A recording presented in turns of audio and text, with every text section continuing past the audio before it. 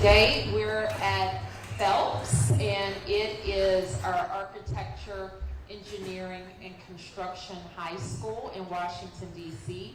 I'm celebrating with education officials in service week, pre-service week, which is when all of our teachers are getting various supports. They reported to school on Monday, and our kids start school on the coming Monday, August 25th. So I'm happy to answer a few questions. Yes?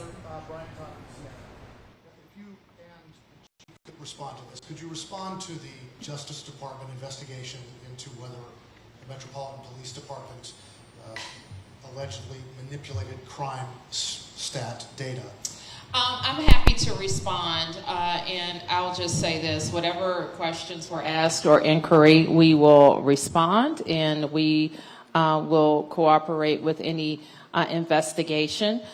We know that crime has gone down in our city, and it has gone down precipitously over the last 2 years because of the hard work, changes to our public safety ecosystem, including changes to the law. And we know that those facts don't comport to what some people are saying, but those are the facts. So any questions about data from DOJ, we will happily answer.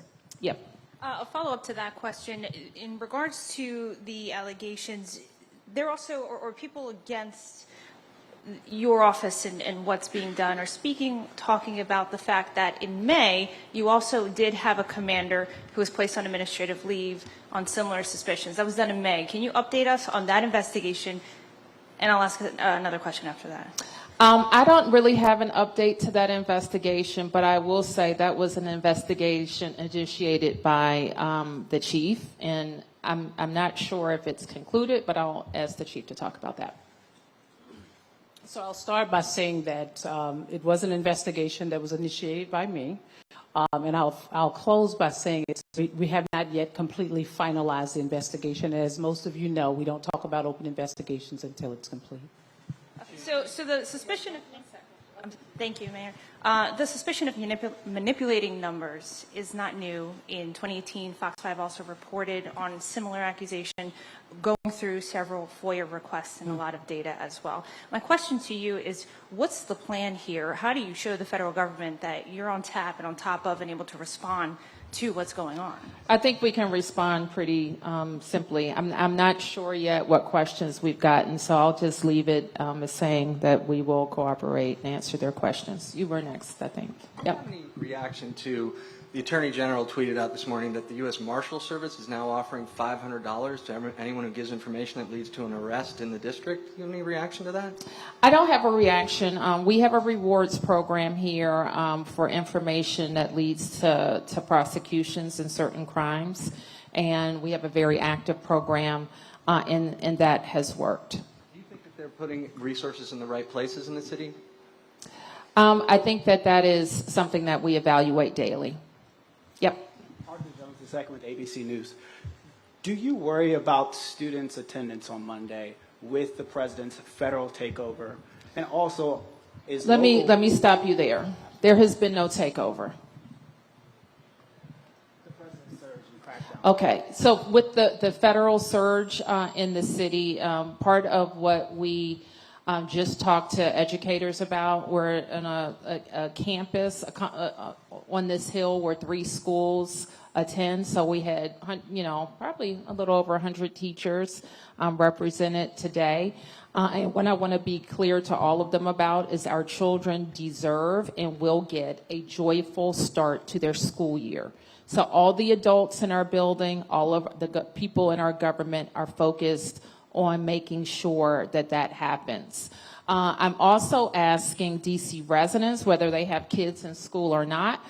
This is a tradition that we have for many years, but I think it would be great if DC residents line corridors and clap. We call it clap the kids into school.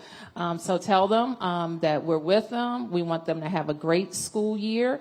And we're all going to be standing shoulder to shoulder with them.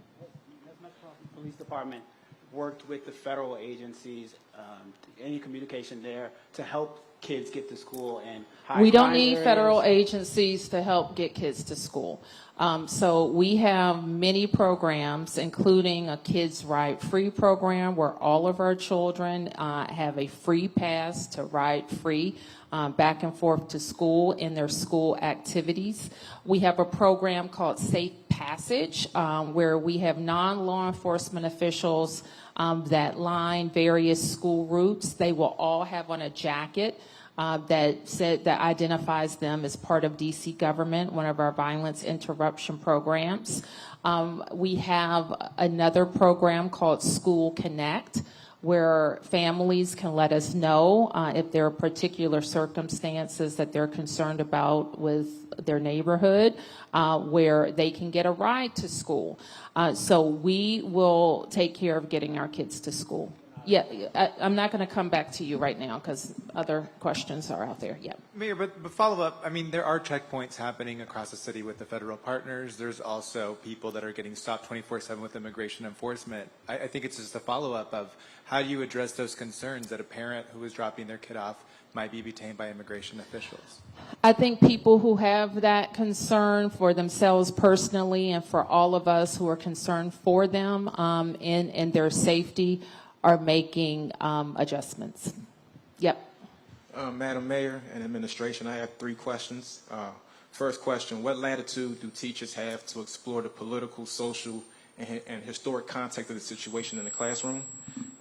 Second question, what safeguards are in place to prevent an overzealous response to physical altercations on school grounds, you know, given what we see currently with the federal infringement? And finally, we're going to take it to Ward 4. How is MPD preventing Officer Sutton and Lieutenant Zabaski and others who have been penalized in the past from repeating what they have done in terms of just their negative interactions with residents? Okay, your first question, I'm sorry. My first question is in regards to teachers. So what latitude do they have? Oh, to yeah. explore? So one thing I just emphasized to teachers that there's only one person in DC government authorized to do politics, and that's me. And teaching, however, they have the same latitude to instruct as they always have.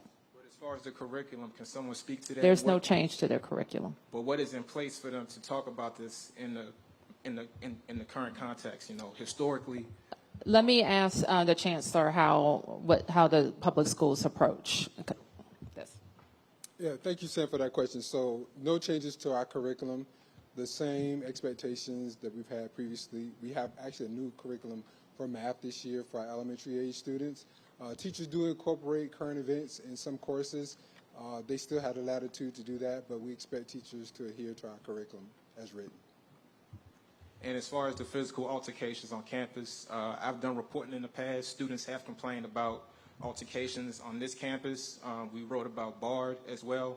What guarantee, or I guess what safeguards are in place to prevent an overzealous response from local forces as well as federal in response to students fighting on campus? Yeah, so our staff is trained to intervene if there are any altercations on campus. We don't expect that.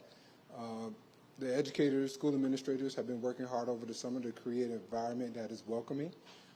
And we equip students with tools to deal with issues as they come up. We've had a big emphasis on, for example, restorative justice strategies that have been proven to be effective. And if you look at violent acts among students in schools, and DCPS specifically, we've seen a decline in those events that are happening on our campuses. So we anticipate the response from administrators will be the same, and they'll be prepared for day one on Monday. And in regards to the 2 officers that were pardoned, just very curious about their status, very curious, and this is my final question, of course, but for the time being. So at their status, one is no longer a member of the Metropolitan Police Department, and as I've stated before, the other member of our police department is in a right now he's going through the appropriate training. So which one's no longer a member? If you don't The mind? lieutenant. Yep. Thank you. I have a few questions. I'll try to get through them Okay. efficiently. First, for you, Mayor Bowser, and for you, Chief Smith, You were at 7D last night with Terry Cole and with Stephen Miller. What did you all discuss amongst each other and also with the officers there at 7D? Well, I will say, and I won't be very specific about our discussion with the officers, but we did a lot of listening about concerns that they have about policing and making sure that they have the tools that they need to do their job. We listened to concerns that they have about the areas that they're policing and other feedback. And we listened to them about other ways that I can support them as their big boss. I think the chief would say similar. With regard to a short pull aside that we had with the federal officials, I would just say that we discussed shared priorities.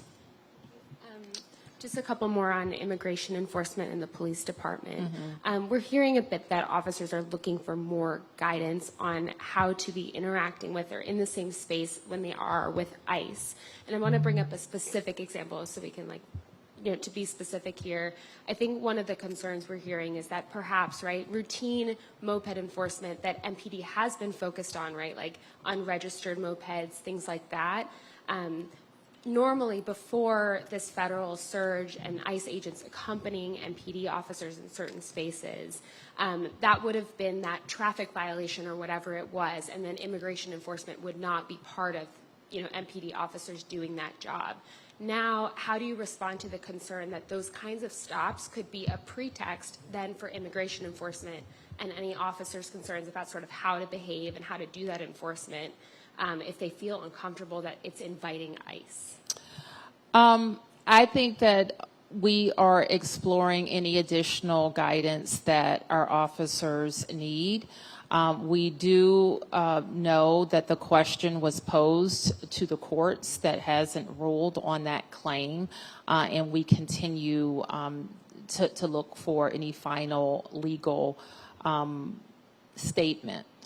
We do know that the presidential executive order and subsequent orders address these issues, and we will always have resource constraints with MPD, and we want to make sure that our enforcement is focused on violence and violent offenders. One follow-up there. Mayor Bowser, we reported that you weren't aware of Chief Smith's executive order last week adjusting some of the guidance on immigration enforcement.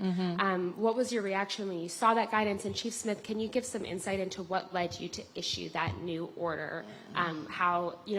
What led to your decision to do that? Sure. I'll turn to the chief in a moment. And it's not unusual that the chief has the authority to amend orders that she thinks are necessary.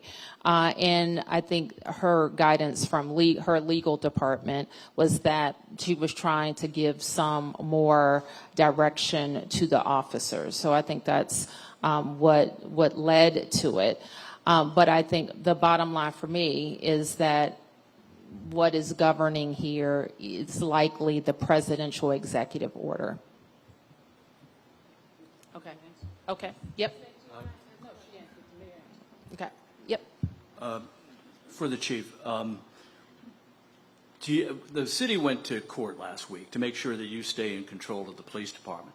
I'm curious about your federal partners. Do you have any coordination with them at this point, as into moving resources from the FBI, from any of those federal partners that are in the city right now, and the surge that's come in?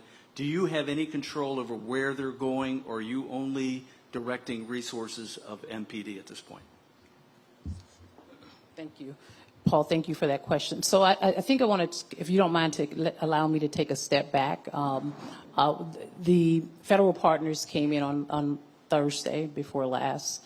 I met with them this Sunday just to talk about a strategy and a way where we can make sure that resources are placed around our city.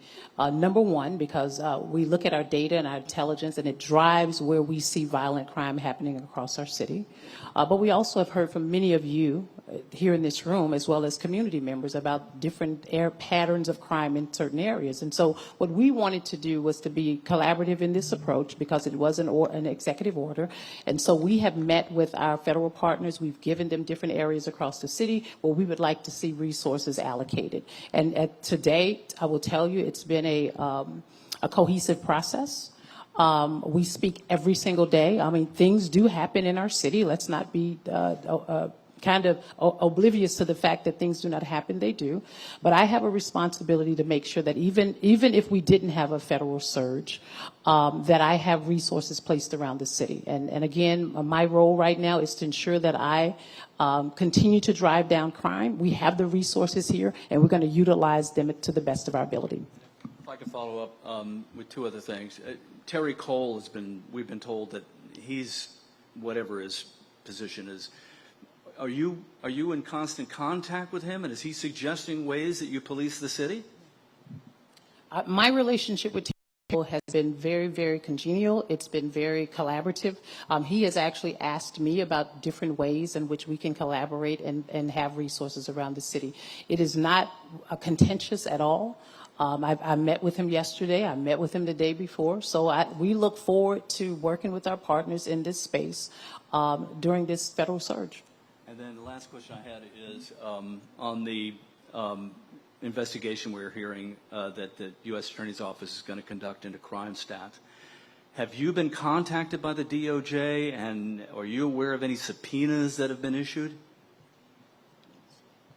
I have not been contacted, but I am aware that there may be or will be subpoenas issued. I don't know to whom, but that's all I know at this point. Yes, sir. Chief Smith, just two quick questions. One, since the surge, thank you, are the federal law enforcement officers making arrests that are non-immigration, non-federal arrests? Yes. Yes. So not in the presence of the MPD? I would assume yes. They're making presence without MPD presence. Mm-hmm.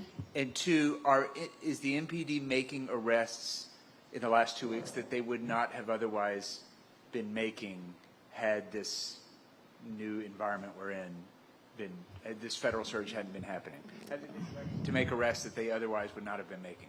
I don't think so. No, I don't know. I mean, our officers are very well versed on D.C. law and D.C. code.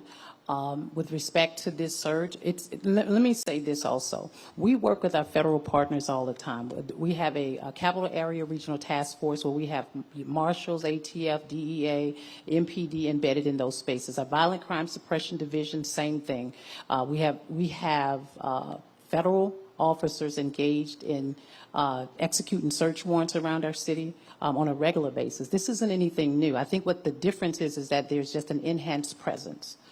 So the same types of arrests, the same types of contact, the same types, Operation Rad Rights, the operations that we continue to do on a daily basis, the new initiatives that we launched when I first came in here, we just have an enhanced presence in that space. And again, our goal is to ensure that we drive down crime while our partners are here, and we will continue to do that. Okay, I'm going to take a few more here.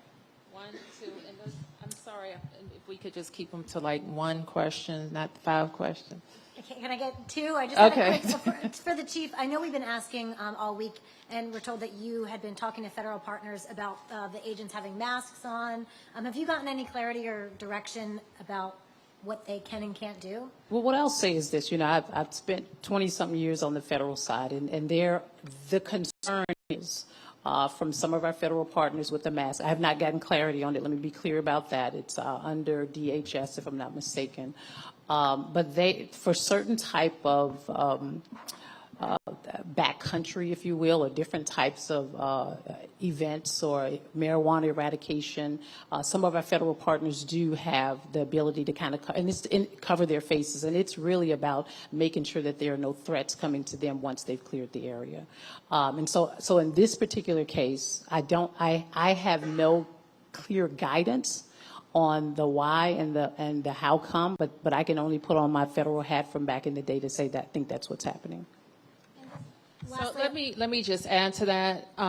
We believe in our environment, an urban environment, that there's no reason for any official to wear a mask.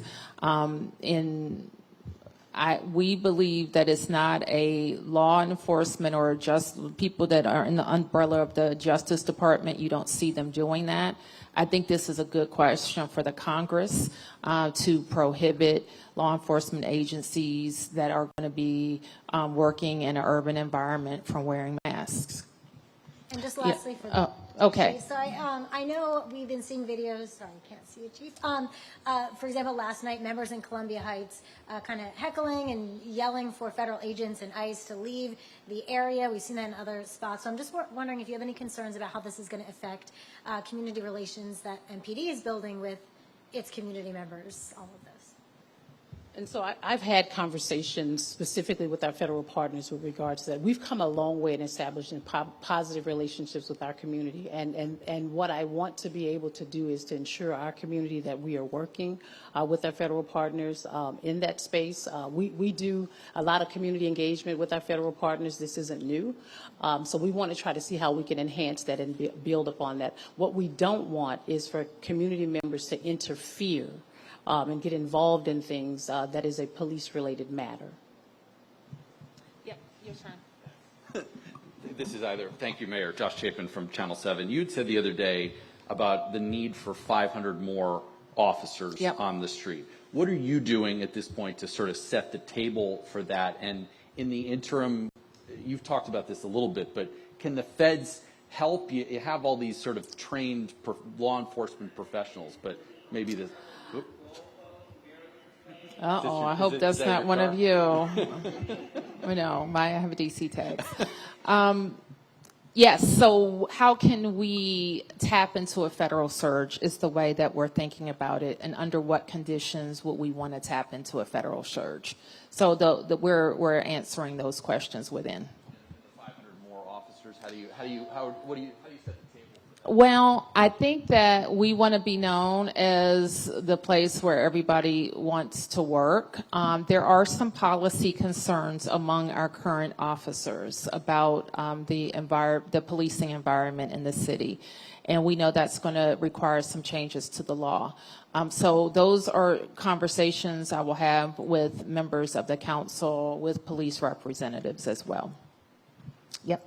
Rebecca with 7 News. Yep. Thank you, Daniel.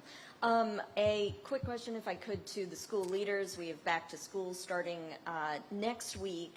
And with the surge in town, do you think having more of these federal agents out and about, could that make it safer for back to school? Could that complement safe passage? As I already answered the question about our preparation for our kids, and we feel strongly that we're very prepared.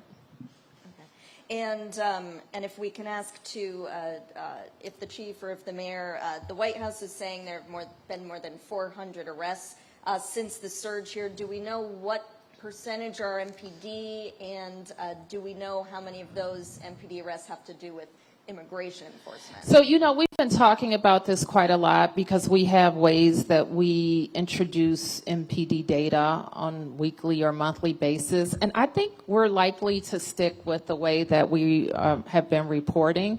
And I can't tell you exactly what they report or how they report or coordinate their number. I don't think we're going to do that. I think we're going to stick to how we report data and get it out more frequently. Has the federal presence helped MPD, or has it made things a little bit more challenging? So it's twofold, right? I hear from the officers on the street. Some of them have found it to be very helpful. Some people in community have found it to be very helpful. I think that the intent, what people have to understand is that with an additional 500 more officers, you're going to have more arrests. You're going to have more traffic stops and those types of things. So we have to anticipate that because we have an influx of police presence. If I can quick message from school leaders with back to school, what's your message to parents in light of everything happening? It's business as usual. We have prepared for this moment. We're ready to receive students. Our teachers, our educators, staff, school leaders have been working hard this week in our pre-service week. You saw that earlier today. The energy in the room was very positive. That's going to carry into the first day and how we welcome our students back to campuses. You heard from the mayor. We're asking the community to clap in our students on the first day. I think surrounding our students in this first day of school is a great strategy. Hopefully week.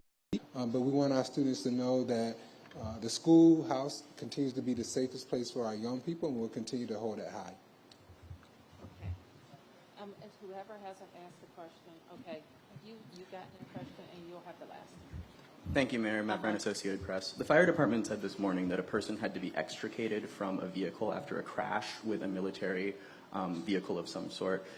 First, who is responsible for this, and have you spoken with the administration about this situation? I actually haven't gotten a readout on that collision yet, other than I know we had a person, I believe one person transported for medical attention, so I can't really say more. And then how has your relationship with the administration changed since the beginning of this federal crackdown, shall we say? Are you planning on being more conciliatory, more adversarial with President Trump and other federal officials? My plan is to represent the district and to do what is, my plan is to represent the district and navigate us out of this emergency, the president's emergency. Yep. Thank you, Mayor. Andrew Espitalia with News Nation. Vice President J.D. Vance and Pete Hegseth are about to speak at Union Station thanking the National Guard troops. Do you think placing the troops at major transit hubs or monuments is the most strategic deployment instead of, say, high crime areas? I don't think the National Guard should be used for law enforcement. And I think calling men and women from their homes and their jobs and their families, they have to be used on their, on mission-specific items that benefit the nation. I don't think you have an armed militia in the nation's capital. All right. I've done one complete round, and I'm going to have to wrap up. Yes, schools. School related. First time that we're going back to school with the cell phone ban fully in place in legislation. I've heard that you've already seen some positive outcomes in terms of the implementation in some of these areas. Can you give us some more insight into that, Chancellor? Thank you for the school question. This is our first year of a cell phone-free environment for all D.C. public schools. Last 2 years, we've had a phone-free environment for our middle schools. We've seen great results from that. We did focus groups, surveys, gathering feedback from both families, students, and our educators and staff, and overwhelmingly it's been positive and supportive of this. I had some focus group myself with some middle school students who said they were resistant at first, but they found themselves to be better connected with their peers, less distracted in the classroom. So we believe this is going to be a strong approach to ensure that our students continue to thrive. Our school leaders have been engaging with families and their school communities over the summer about their individual plans, and they've communicated with their families about what to expect first day. We'll be launching an effort in our central services team out in the schools to help them with logistics the first day.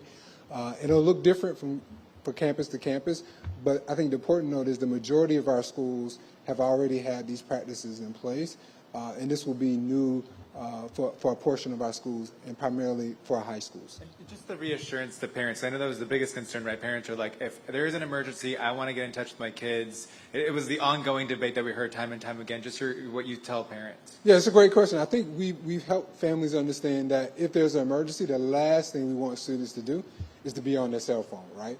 We want them to be focused on the guidance and directions that they're receiving from adults in emergency situations. And so I believe that that's clear. We also have a history of responding to emergency situations with schools that are cell phone free. And I believe that muscle is strong, and we train staff on how to respond. And so families should know in emergency situations, we're going to up them with just-in-time information so they can respond accordingly. But we believe that students should be focused on directions from adults in emergency situations. Mayor, can you drill down a little bit more on your meeting with Stephen Miller and Terrence Cole? Were there any agreements struck? I've said all I'm going to say about that. I do want to ask the superintendent to talk a little bit more about school transportation. Good morning, everyone. OSSE, the Office of the State Superintendent of Education, transports students with disabilities who are eligible for transportation to and from school every day. We have a parent portal that is available at parent.osse.dc.gov. Parents of students with disabilities who are eligible for transportation can go to this portal and make a selection. The first selection is telling us that you do not need transportation. The second selection is the parent stipend program, in which we will provide a stipend of $400 per month for parents to transport their children to school every day. And the third option is OSSI DOT transportation. If you have not yet signed up for this transportation and you have a child with a disability who is eligible for this transportation, please, once again, go to the parent portal at parent.ossi.dc.gov and sign up. Thank you very much. All right, thank you. So that is, if you haven't signed up, sign up. Don't rely on the school to sign you up. So sign up. If you want to elect to drive your eligible child to school instead of putting your child on the bus, there's an incentive program to do that as well. And you may tell us that we don't need transportation after all. Maybe we got it last year, we don't need it this year. Tell us that. That saves, you don't want to know how much the city saves by not sending a bus to a home where we don't need a ride. The final thing that I will say is a reminder to all families that your child has a Kids Ride Free card. Metro is also allowing the children to download the card to their phone. It is required to access the system, both the Metro rail system and the Metro bus system. So to parents, remind your children, do not jump the fare gate. Remind them they cannot follow behind their friends. They cannot go through the side gate. They need to tap. They can use their card. The cards that they had last year at school, they work throughout the month of September, and they can download the app to their phones. So with that, have a great school year, DC. Thank you.